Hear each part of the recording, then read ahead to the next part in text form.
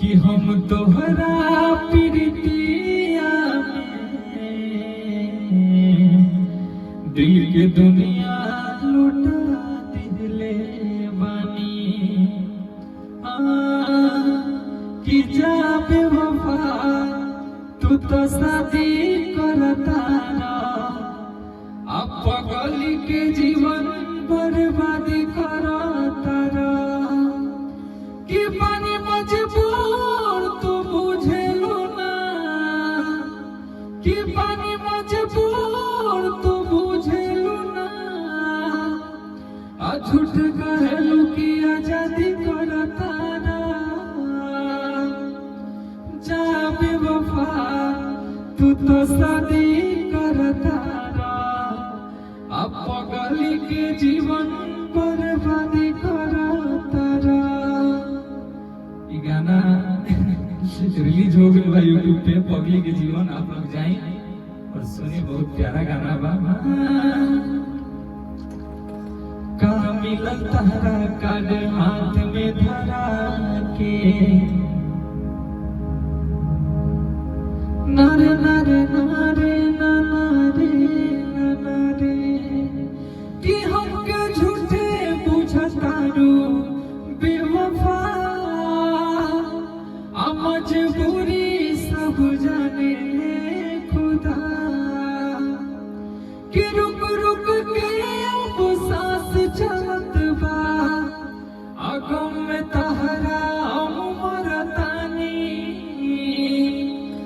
जा बेवफा तू तो शादी करता अब पगली के जीवन बर्बादी करता। अब लोग जाइए, जिसका भी दिल टूटा है वो सुनिए ये सब गाना। और हम लोग सैड गाते हैं बस आप ही लोगों के लिए, नहीं तो बाहरी लोगों के लिए, जो मिजाजी लोग हैं उनके लिए तो बहुत सारा गाना है कि हरा पता होवे नहीं होवे मीठा पता कि खैला से के गोरी होई नहीं घटा कि हमरा पानी के सवादी कमाल दी तो मुँह खोला।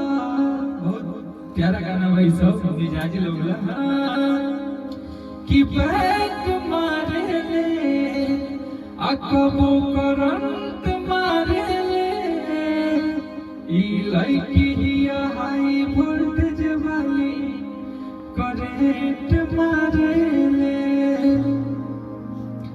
कि नया नया मैडम आई बारी स्कूल में कि हमारा से पानी डाला तारी फूल में कि काम न कैला पर रुख अपन कारा करेली तमाई रे हम ना जाइब पढ़े मैडम खारा करेली तमाई रे हम ना जाइब पढ़े मैडम खारा करेली।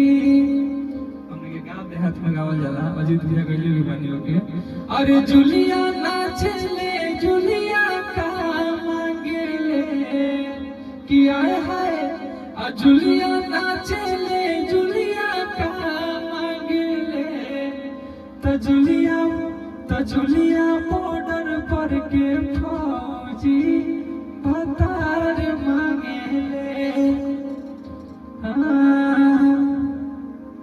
बहुत सारा गाना हुआ, आप लोग सुनी और अगर अच्छा लगा तो इस वीडियो को शेयर करें और अगर लाइक शेयर करें तो और भी बहुत सारा ऐसे हमारे साथ में बनी सोनम यादव जी बहुत अच्छे सिंगर और सुबह से यहाँ के लगभग 10 बोले गाना गा दे बनी तो थाक गए बनी यहाँ के काल भाड़ा कम संभर ले बनी तो लोग सुनी बहुत प्यारा प्यारा सॉन्ग बा यहाँ के प्लस हमारा भी सॉन्ग बा।